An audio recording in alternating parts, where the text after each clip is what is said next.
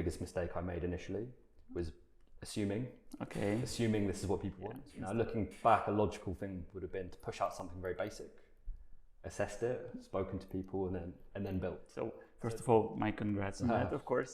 So we launched, failed, pivoted, launched, didn't really work, relaunched again. As people just want access to live, up-to-date information. And what are your plans for Playbook? Do you have some vision of its future?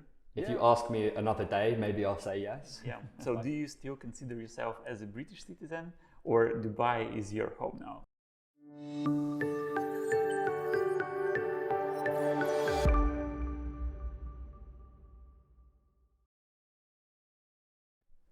Hey guys, this is Serhiy from Real Talk podcast, and today our guest is Joshua Ashley Collins, the CEO and co-founder of award-winning startup Playbook out of Dubai.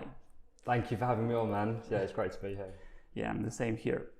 So Josh, I suggest us to start with a few questions about you, your background, to get to know you a bit better, and then to talk about your company and your startup.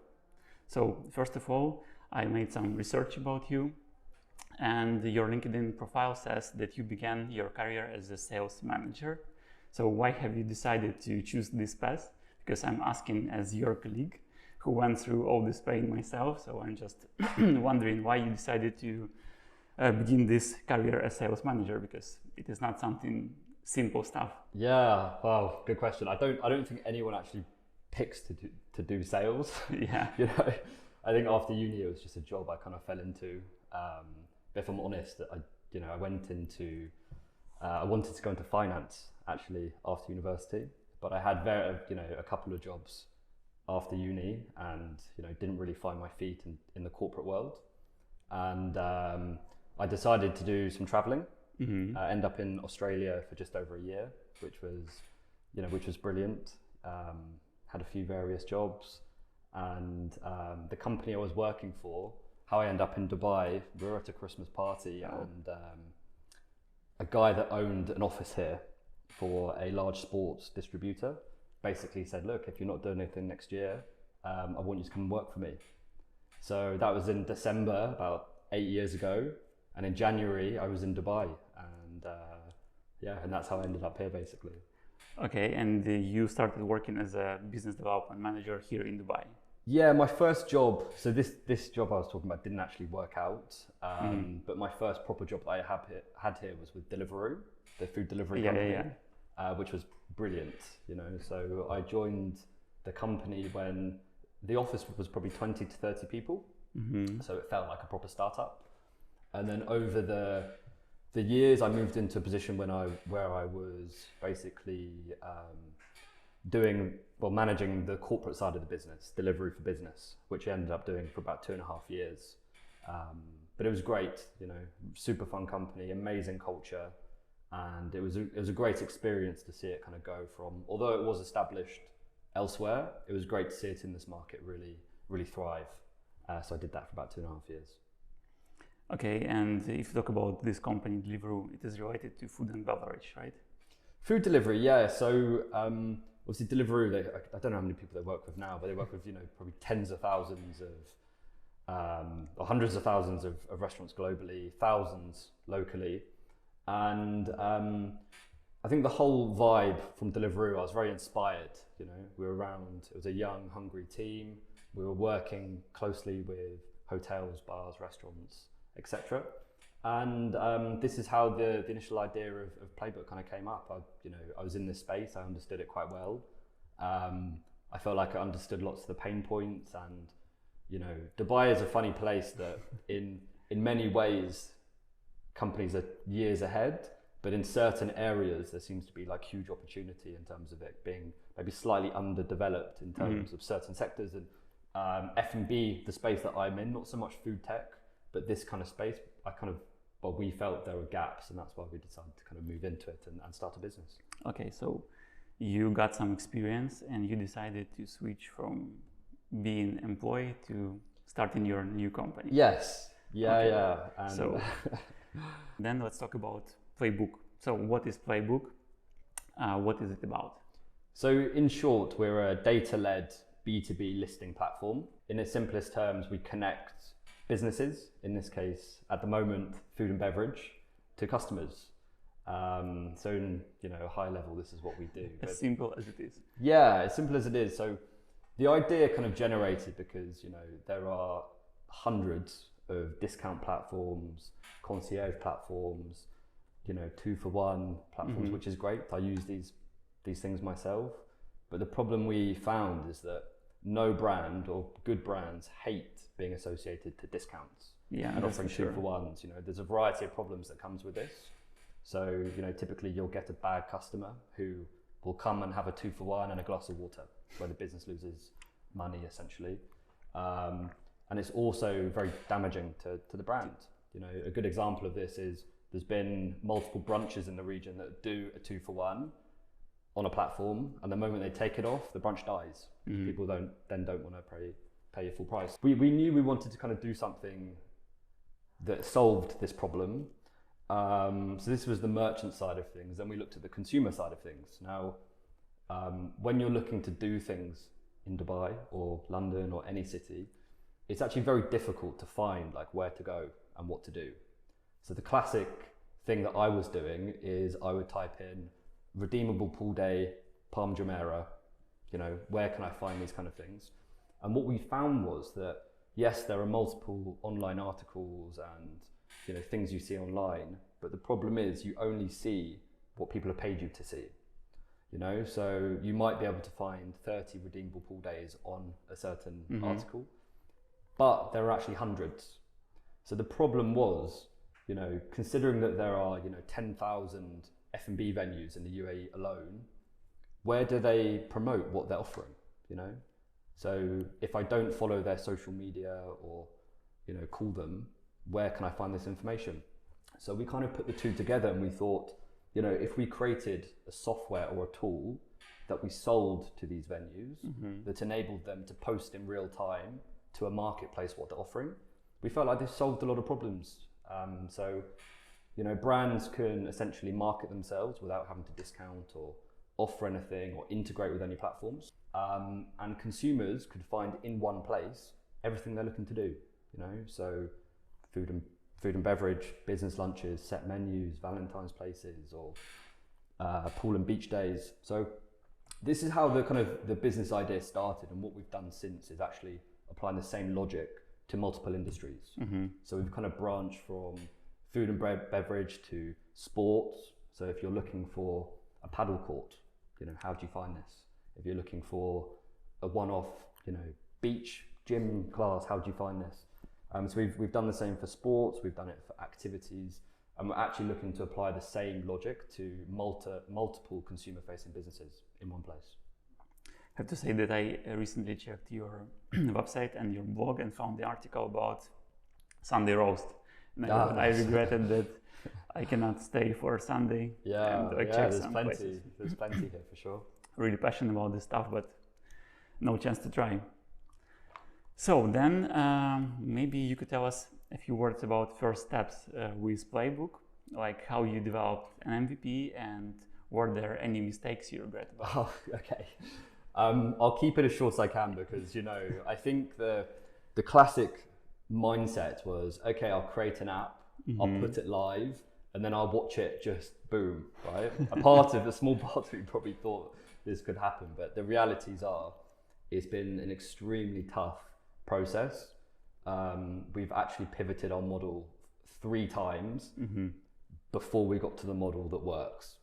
So the first year and a half, it was very much me, myself, and I, knocking on doors, trying to register interest with merchants, trying to create what I think users want, which was probably the biggest mistake I made initially, was assuming this is what people want. Instead of researching? Instead of speaking to enough people. I mean, the biggest mistake I probably made was we spent a huge amount of time building what we thought people wanted, to then push it out, to then understand that half it's not being used. Yeah. Now looking back, a logical thing would have been to push out something very basic, assessed it, spoken to people, and then built. So the first year and a half was very much, I want to say, trial and error to some extent, which it was. So we launched, failed, pivoted, launched, didn't really work, relaunched again, and there were issues. And the fourth time we went back to the market, we've just been growing ever since, which has been brilliant. Yeah. So from what I know, this February Playbook became an award-winning app in lifestyle category by What's On Awards Dubai 2023. So first of all, my congrats on that, of course. What made you stand out among others, in your opinion? And like, why do you think you got this award?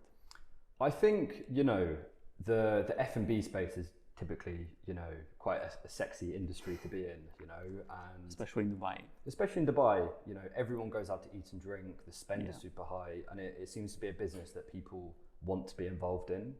I think the biggest thing that we've done differently is we've just simplified what people want.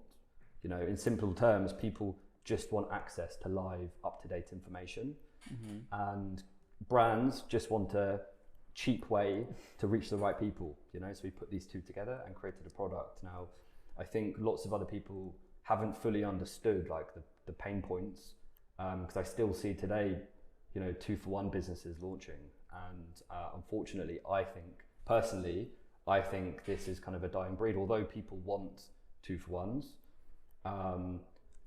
they don't seem to understand that the good places, especially since COVID, are looking for ways to protect their brand and drive revenue. And I think this is very much the way the market is going now. And is Playbook a self-funded startup, or you already have investors? Because you mentioned you had a few pivots.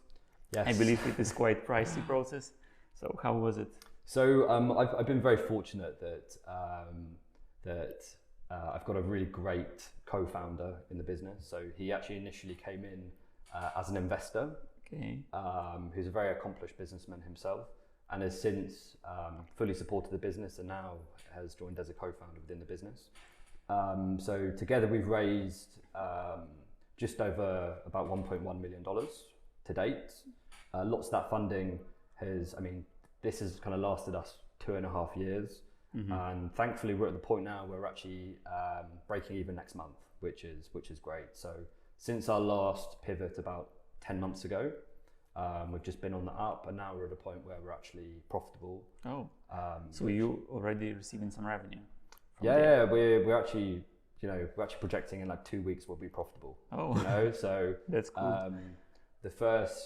We pivoted about 10 months ago. We've been generating revenue only for about 7 months, I believe, and in a very short space of time, we've managed to partner with, I want to say the majority, but a lot of the leading brands within the region, and we're now profitable. So it's been a very quick turnaround, and our growth has been very strong month to month, which has been amazing. That's cool. And what are your plans for Playbook? Do you have some vision of its future?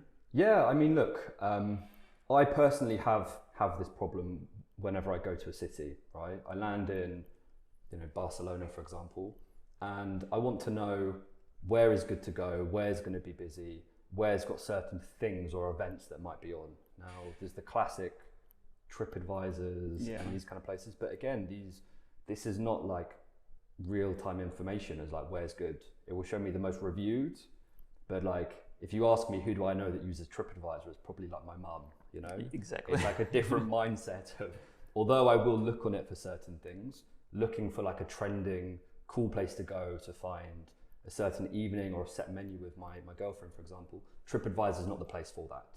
So we've launched a product at the moment which works. Right? We found product market fit. We're now looking to, hopefully with your help, further develop our products. We're in the process now and essentially copying and pasting our model in a much larger market. So we're on track to actually go live in London by Q1 next year, which is super exciting. So we've recently incorporated, we've got our office lined up. Oh. We're now actually, most of the work that we're doing is now setting this up behind the scenes. Because look, the model works for us, and we're looking to further develop and be in a much larger city where we can grow even quicker. Yeah, you see, Dubai became too small for Playbook. Not so much, no. Look, Dubai is a brilliant place, and we've barely scratched the surface in terms of what we could do here. We're fully aware. But at the same time, you know, we've been very conscious of what we're spending. You know, we haven't had the budgets to market. We've, you know, although we're okay, you know, in a good place now financially for the vast majority of our story. This has very much not been the case. So we've barely scratched the surface of what we can do here. But now we're just looking to diversify and essentially speed up what we can do, which is a very exciting time for us.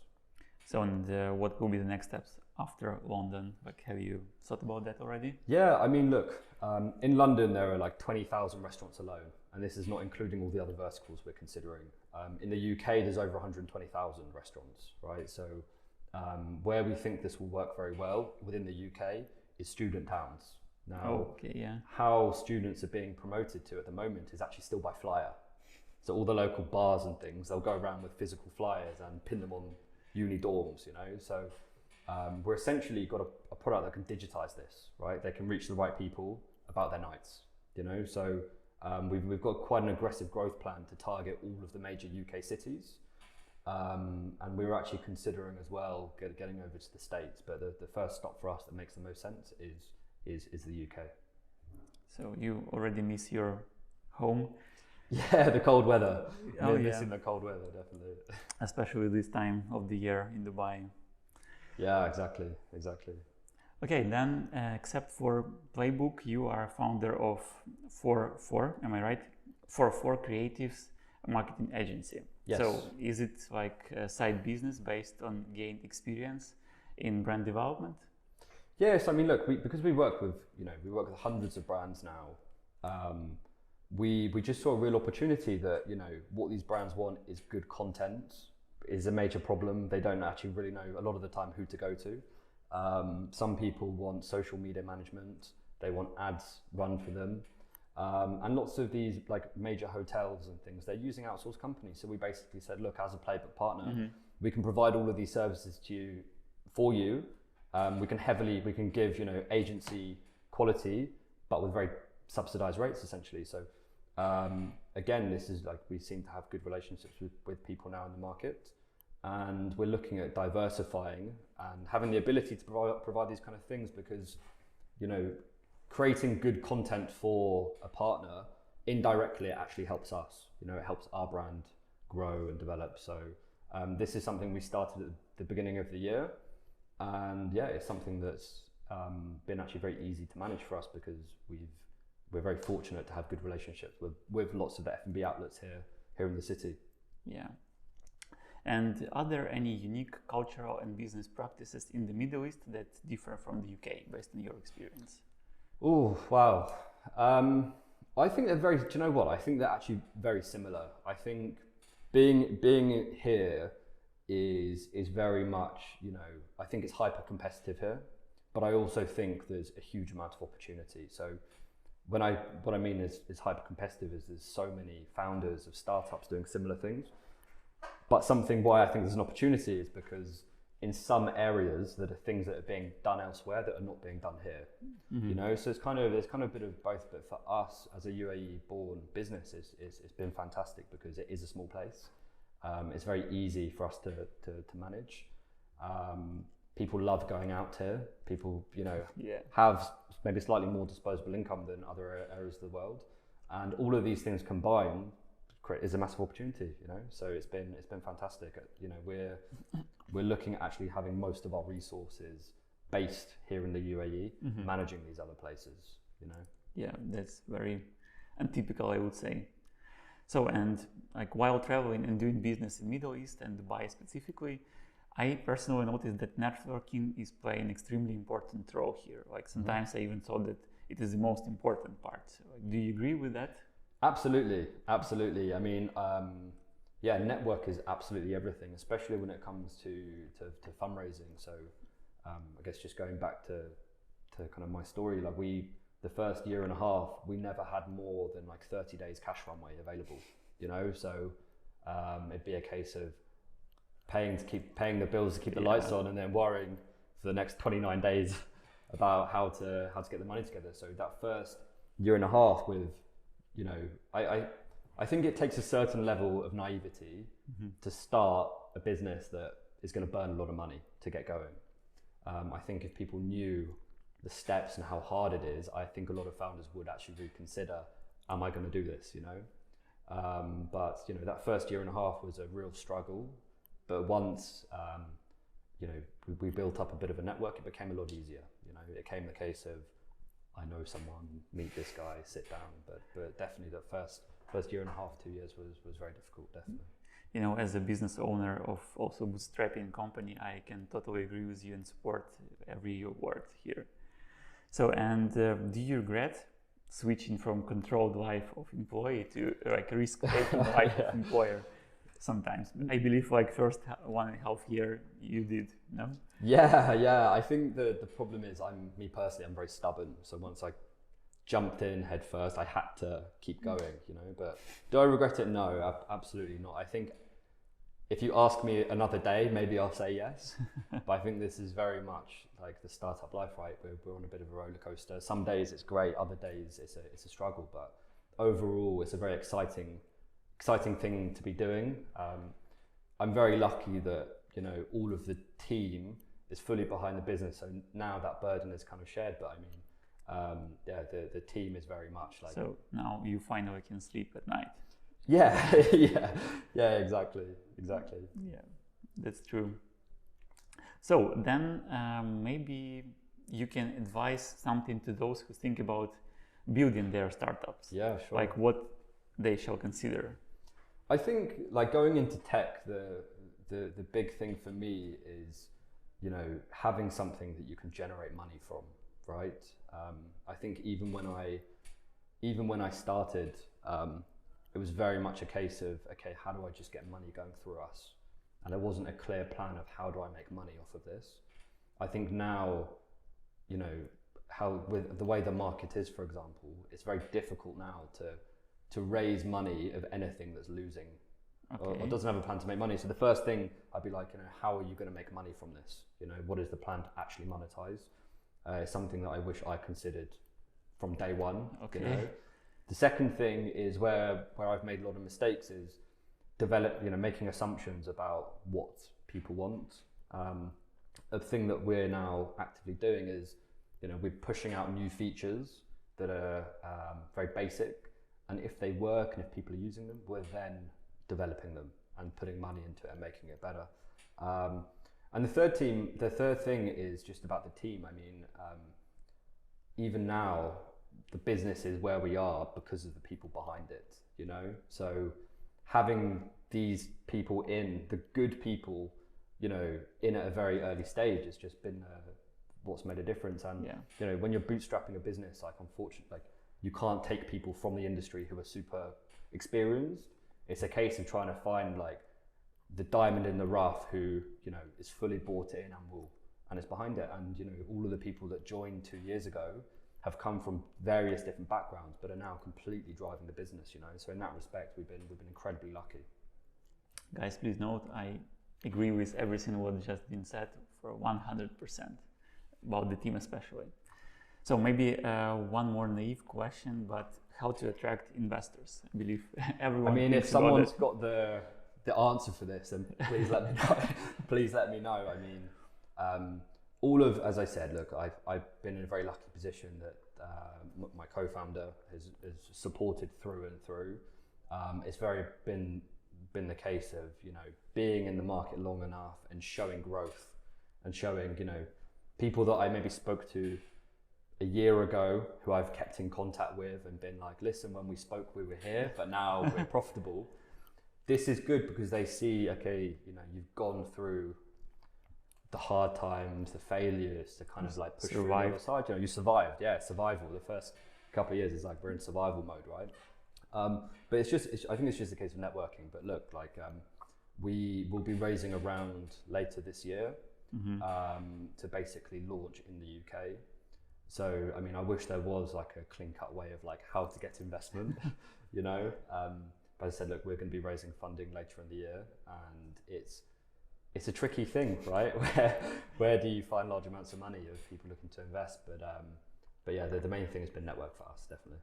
Okay, that's fair enough. So then let's discuss some other topics.